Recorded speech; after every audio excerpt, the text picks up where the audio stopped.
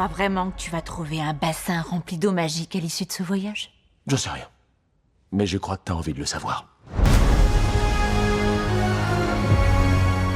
Fountain of Youth est un film de Guy Ritchie sorti le 23 mai sur Apple TV. Il narre les aventures de Luke et de sa sœur Charlotte, embarqués par un milliardaire à la recherche de la mythique fontaine de Jouvence. Le film est passé relativement inaperçu. D'ailleurs, ses notes sur internet sont assez catastrophiques. Il a donc rejoint assez logiquement la case des blockbusters insignifiants dont les plateformes nous abreuvent depuis quelques années. Mais après avoir visionné Fountain of Youth, et on pourrait dire pareil de ses semblables, il apparaît que ce type de contenu pourrait être bien pire que l'un des films les plus dégrillés de ces derniers temps. Je parle de l'ignoble Toute Pourrine. Avec une bite, on a moins peur.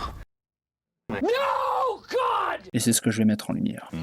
J'écoute. Le film commence sur Luke qui roule dans les rues de Bangkok, où il est rattrapé par quelques affreux malfaiteurs asiatiques. Luke vient de leur dérober quelque chose, ils exigent qu'ils le rendent, ils tentent de leur échapper, et pour ceux qui auraient eu des doutes sur la qualité du film, au regard des premières images, la course-poursuite qui va suivre laisse peu de place à l'incertitude.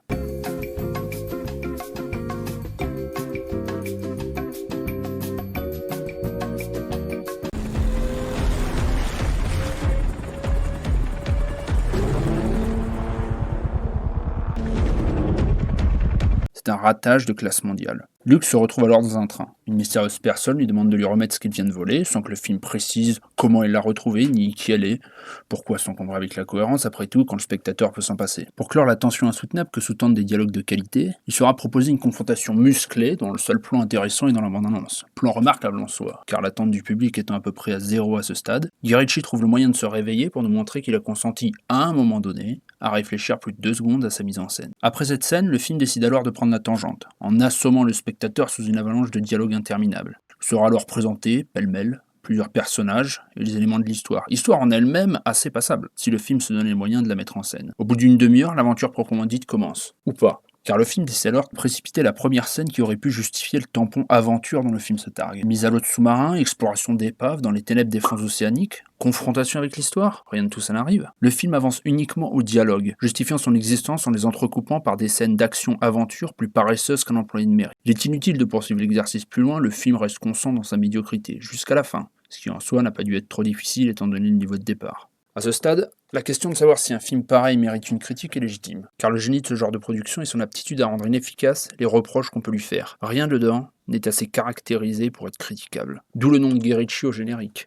Trop bon artisan pour laisser tomber le film dans une médiocrité qui pourrait prêter le dos à la moquerie, et certainement trop bridé pour en faire quelque chose de potable.